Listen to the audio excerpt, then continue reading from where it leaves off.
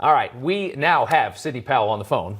We got the little gremlins out of the system there, whatever the problem was. Sidney, if you can hear us, great to talk with you tonight. Yes. How you doing? And it's good to talk to you as always. I want to start off with just the ruling. The biggest news out tonight is this Pennsylvania ruling from this federal district court judge. What do you make of that? Yes. Well, each of the district court judges has their own particular perspective on things, and I think that judge was appointed by President Obama. We really don't expect to win a lot of the district court cases, but ultimately the Court of Appeals and the Supreme Court will have to get it right.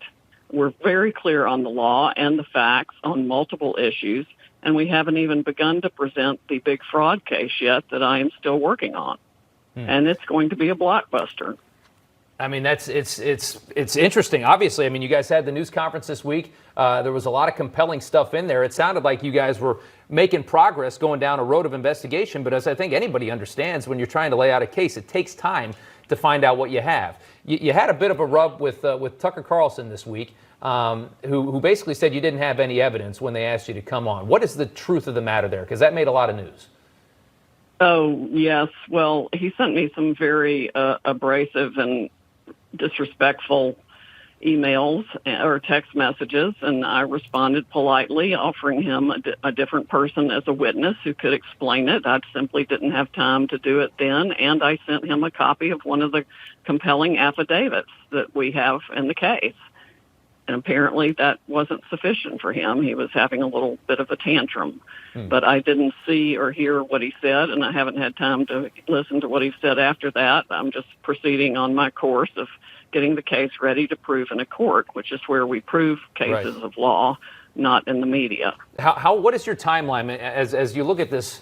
What's the timeline you think before you can put out some of this evidence that can really, if you want to shut the media up, or they say that you guys have nothing, when will you have some of this stuff that's this hardcore evidence in paper and writing? Well, frankly, the affidavits we've already introduced are hardcore evidence. They're firsthand testimony of witnesses who saw how and why the system was created and how it worked to accomplish the objective for Hugo Chavez. They're people who saw ballots being destroyed. We've got evidence from people who saw fake ballots being created. We've got all kinds of different evidence, and then we've got the statistical and mathematical evidence that's absolutely irrefutable. I mean, a coin doesn't land on the same side when you flip it 186,000 times.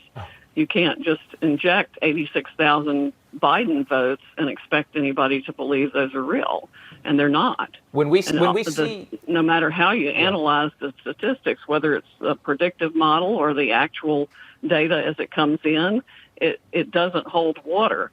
And we've got other testimonial evidence that appears to be coming in now to indicate the Democrats literally added 35,000 votes to every Democratic candidate to begin with. 35 in any particular state, or you say 35,000 where? We've got it definitely all over one state, and I would be willing to bet it happened everywhere. And when you lay all this out, and you're going to do this in court, do you have what you think is irrefutable evidence that will make up the minds of millions of American people? Well, the burden of proof in court is only a preponderance of the evidence. It's not beyond a reasonable doubt. That's the criminal standard. But frankly, with everything we've got, these should be criminal prosecutions at a significant level for fraud and conspiracy to defraud provable beyond a reasonable doubt. There are hundreds of thousands of people in our criminal system right now in prison who were convicted on far less evidence of guilt than we have here. Sidney Powell, I want you to react to something that this Republican senator from Pennsylvania, Pat Toomey, just said in reaction to the district court judge's decision. The district court judge is someone who's very close to Pat Toomey. Senator Toomey says that President Trump has now, quote, exhausted all plausible legal options to challenge the result of the presidential race in Pennsylvania. Is that true? No, that's not true at all. Can you explain why the senator's wrong? Begun to fight. Can you explain why is the senator wrong? Well, he's wrong because Pennsylvania was one of the hotbeds of many varieties of fraud and criminal acts that the Department of Justice, frankly, should be in there prosecuting. And we're going to dump a whole lot of them into evidence in our fraud case that we're going to file in Pennsylvania. Why do you think the Justice Department isn't being more aggressive in following up on what you see? I think the Justice Department has known about this issue for a long time and turned a blind eye to it. Why though? I wonder how much the CIA actually had a role in starting this kind of program to begin with, use on other countries. Why would Donald Trump's Justice Department not be interested in this? Well, I wish Donald Trump had as much control over the Justice Department as people think he does. It's taken on a life of its own. I don't think even Bill Barr has the control over the Justice Department that he would like to have, because there are so many lawyers in so many different places doing whatever it is they want to do and ignoring the standards and practices that historically created the Justice Department to seek justice and not convictions. I mean, I wrote a book about that back in 2014. Let me ask we've been on this increasingly bad path for decades now, and it's done nothing but get worse because nobody's told the truth and stood up for the truth. But Americans are now. They're livid about this, and they could see it. Everybody saw it election night. They saw votes being subtracted from President Trump and appearing on the Biden side of the scale. And that's exactly what this Dominion system was designed to do. And we have eyewitness testimony to its entire creation for that very purpose. There have been warnings about this system. We were talking about it earlier, Sidney. I mean, you had Senators Warren and Klobuchar that made a big stink about the 2018 midterms, saying that they don't trust Dominion, that they saw evidence that votes could be switched using these systems. These are Democrats who ran for president. What I don't understand is how does this get ignored? I mean, this is a nationwide, this is a democracy shocking scandal, if it is true. It is. And it's so big, I can't even wrap my head around it. I just wonder, how does this happen? Well, that's exactly how it happens, because it's so big, nobody wants to wrap their head around it. Nobody wants to untie all the little knots that go into it. Yeah. But we have to if we're going to be a constitutional republic. This cannot go on. Our votes must be counted fair and true. Every legal vote is entitled to be counted, and every illegal vote nullifies the vote of an American citizen and our public will of we the people. It's absolutely counter to everything this country was founded on. So we have got to get this fixed now. I can't unsee it. I'll tell you that. I certainly cannot unsee what I have seen. And I'm going to make sure everybody else knows everything I've seen too, because we've got to hold our government institutions accountable and do better than this by each other. And it does cut across both political parties. It cuts across generations now, or at least multiple decades of this kind of corruption. It's got increasingly more sophisticated. Has anybody given you you just smudge the edge of a ballot and stick it through the machine, and the ballot would be rejected? But now they can literally drag and drop hundreds of thousands of votes wherever they want them. I mean, everybody knew when they bought this system, and that was one of the features of the system. We've caught people lying now and saying that things that happened that ran people out of voting areas, and we've got tons of evidence. It's so much, it's hard to pull it all together. How big of a, if this happened, how big of a conspiracy, how many people would have had to have been in on something like this? Oh, gosh, probably thousands, including the people running the machines at each of the polling centers. We know, for example, that one of the higher-ups of Dominion went to Detroit the night of the election to handle things himself. And we also have evidence that there were any number of VPN lines open to the Internet for foreign actors to be meddling in it. Has anybody given you an explanation that as to why they had to turn the machines off? You talk about how the machines got turned off, and then there was a vote dump. Our witness from Venezuela, who saw it all created and how it worked, said that he knew as soon as the machines were turned off in those key states, it was because we, the people, in voting for Trump in a landslide election, had essentially broken the algorithm that had been pre-programmed into the machine. So they had to stop counting in those states and areas and backfill the vote with fraudulent mail-in ballots or whatever means they used to do it, whether they just injected numbers or trashed votes for Trump otherwise and change the numbers. I don't know exactly how they did it right now in each spot, but that's essentially the way it worked. Let me ask you about the state of Georgia. Obviously, yesterday, the governor there, he certified the election for Joe Biden. It's about 12,000 votes. And what you see, will Georgia switch? Yeah, that's a total farce.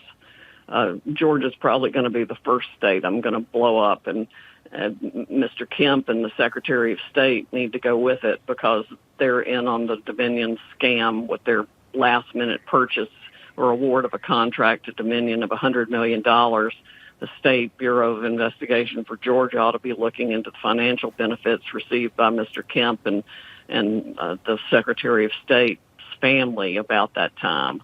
And another benefit Dominion was created to award is what I would call election insurance. That's why Hugo Chavez had it created in the first place. But I also wonder where he got the technology, where it actually came from, because I think it's hammer and scorecard from the CIA. Just to clarify, you're saying that Governor Kemp, who's been a longtime ally of the president, is directly involved because of financial benefit in the conspiracy to defeat the president in Georgia? We have certainly been told that there is evidence of that, and it would warrant an investigation if anybody were actually going to do an honest investigation. What more could you tell us about that alleged conspiracy? The governor's involvement? I can't give you any more details on that now, but it would certainly warrant an investigation. If it had been reported to me as a law enforcement officer, I would be investigating it steadfastly. I know you say you want to do your arguing in court. You are an attorney. You're not a press secretary, but you all did have a press conference last week. Jordan Sekulow said that there's going to be a filing soon in Georgia that would be explosive. Can you tell us anything? Can you make some news with us here tonight? Tell us anything new that you're going to present in that filing in Georgia. Well, I can't say that yet, but hopefully this week we will get it ready to file. Sidney, it will be biblical. Biblical. What is the state where was it the worst? From what you see and what you're alleging, what state was switched the most? Oh, that's really hard to say. Georgia is extremely bad. We've got ballots being shredded, ballots being thrown out in trash bags, lying by people working in the center. The votes being switched, the algorithms being run, you name the manner of fraud, and it occurred in Georgia. These are in the Atlanta area counties, those counties, Fulton, DeKalb. Yeah, I think the algorithm ran most probably across the country. Can I say that for sure yet? No, I can't say that for sure yet, but it looks that way. And it looks like 35,000 votes were added to every Democratic candidate. You also talked about this ability of the system, and I thought this was so interesting when you said it, that it can take a vote and it can make a vote for Biden worth more than a vote for Trump. Do you think that happened, or is that another part of the system that maybe wasn't used? No, I think that definitely happened. I think that was the first step with the system, to weight the votes so that a Biden vote is worth 1.23, say, and a Trump vote is worth the rest of that. And so the Trump vote is about 3/4, and the Biden vote is 1 1/4. And that way, you can see the reports and the records of fractional numbers for the votes. Yeah, it's nuts. It is. I mean, everything you're alleging, frankly, is nuts. Which is why I think you're getting so much scrutiny and so much criticism. But if it's true, and we don't know, and that's just a simple thing, is that we don't know yet if it's true because we can't see what you've seen. I want to ask you about Michigan. Michigan's a bigger margin than the rest of them. It's like maybe 150,000. What are you seeing in Michigan? We're seeing essentially the same things in Michigan, except larger number of ballots being stuffed in. It's the old-fashioned stuffing the ballot box. They're just doing it by computer instead of by paper. That's really all it is. They're dragging and dropping files of votes from one person to another instead of just stuffing paper ballots in the ballot box. Can you specifically? And, corruption in elections has been going on forever. I remember LBJ saying, send some guys down to the cemetery because those people, if they were alive, would have voted for me. And they take the name and the birthday, and that's what they did. So it's Saturday night. Can can you preview for us as specifically as you can what's going to happen this coming week, starting Monday morning? Tell us where you're going to file, what you expect to happen by Friday. Well, I don't personally, I don't expect to file anything by Monday. I'm hoping we can get it ready by Wednesday. If not, it should be ready by Friday. But it's a massive project to pull this fraud claim together with the evidence that I want to put in. So are you saying you're going to file? And remember, this isn't a summary judgment motion where we actually have to produce any evidence now. Your typical lawsuit, you just file a statement of what the charges are without any affidavits or anything. But are you saying you're going to file the same? The way the media is going about this is absolutely ridiculous and unreasonable to expect us to put evidence in right now. Although we know election issues are on an expedited schedule. But I could wait a month to file the fraud case, and everybody would have to undo their certifications because it's so bad. But are you saying you're going to file the same case in multiple jurisdictions or in one jurisdiction? Each one's a little bit different depending on what happened in the state, the different manner and means and the evidentiary aspects that support each one. We've got different affidavits from different witnesses in each of the states. So there are going to be some differences between them, but there are going to be claims that are identical. Some of the legal claims are going to be identical. For example, in a number of states, there were modifications to the machine after the statutory cutoff date that should invalidate every vote cast on the machine. I mean, there's no way Georgia can proceed to have an election using those machines for the runoff candidates. Yeah. That's absolutely absurd. As we wrap this up, Sidney, I think everybody at home right now wants to see this. They want to see what you say you've seen. Is that going to be possible at any point? Are we going to be able to see some of these problems and some of these issues, the way these systems work and the way this Dominion works? Yes, and there's actually evidence online now. I mean, we need to try to get our website up to date with the complaints that have already been filed. But exhibits were attached, for example, to Lynn Wood's complaint in Georgia that are remarkable and stunning, including the affidavit of the young man from Venezuela who saw Hugo Chavez create how they did the software, hire people to do it and get it done, and then how it worked to make sure he won every election thereafter. That's crazy. What it's designed to do. Their own handbook tells you that these things are features of their system. Right. Are we supposed to think they didn't use the features? Heck no, they used them. And they used them against their own candidates. The Democrats used them against Bernie Sanders in 2016. And somebody even told him what had been done to him when Hillary Clinton won that primary, and he didn't. And instead of standing up for the American people and the right to vote, he sold out. You're saying Dominion, the Smartmatic Dominion system was used in 2016 when Hillary beat Bernie in the primary? Yes. Wow. I don't think we had heard that yet. That's an incredible development right there. And you say he knows that. Bernie Sanders knows that. Yes, the person who sent me the data told me that they informed Bernie Sanders of all their findings, and he didn't do anything except get enough money to buy another fabulous house. Wow. I'm telling you, it's been used for both parties. One of the big problems is that we don't know who was elected by buying their election through Dominion. I'm sure it crosses party lines. That's not an accusation against every politician. It's certainly not meant to be, but it means we don't know which ones got elected that way and how much they knew about how it was being used for or against them, certainly not against them.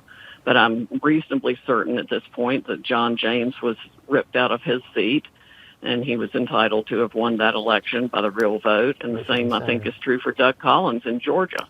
And there's no telling how many congressional candidates should have won that lost by the addition of 35,000 votes per Democrat or the algorithm that they were running against whoever they wanted to target. I mean, you can do it candidate by candidate.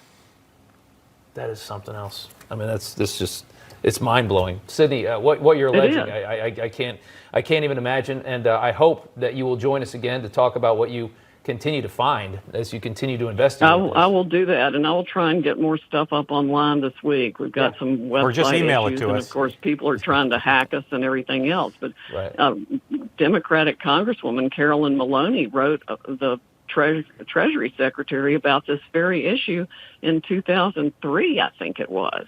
17 So years people ago. have been complaining about it, and the government's done absolutely nothing except whatever it wants to do.